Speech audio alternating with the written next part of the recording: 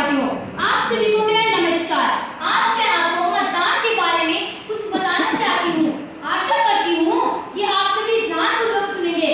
मतदान एक मौलिक अधिकार है जो हमें संविधान द्वारा प्रदान किया गया अधिकार है।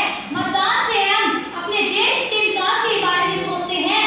कम से कम इस पूरे देश में 95% से ज्यादा लोग वोट के हकदार हैं, लेकिन कम से कम उनमें से 80% ही लोग वोट दे पा रहे हैं। यानी 20% को तो मतदान के बारे में पता ही नहीं कि हमारा नेता कैसे चुना जाएगा, क्यों चुना जाएगा, किससे चुना जाएगा। हमारे लिए लोकतांत्रिक देश बहुत जरूरी है। जब हमारा देश 26 जनवरी 1950 में लोकतांत्रिक देश घोषित किया गया था, तभी से हमें मतदान देने का अधिकार है।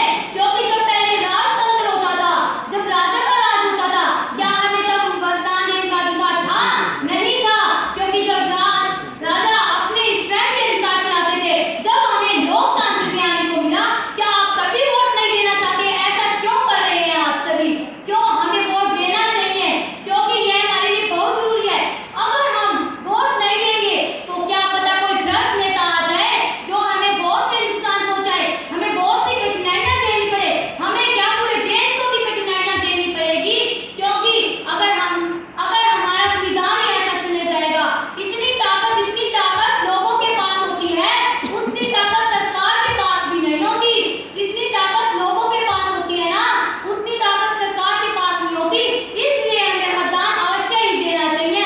मतदान से ही हम अपने हितों के बारे में, अपने कार्य के बारे में सरकार को बता सकते हैं। क्या पहले राजतंत्र में क्या आप अपने मतदान अधिकारों, हितों के बारे में बताते थे? नहीं। क्योंकि जब लोकतांत्रिक यानी लोगों का राज, जब लोग अपने व्यक्तिगत और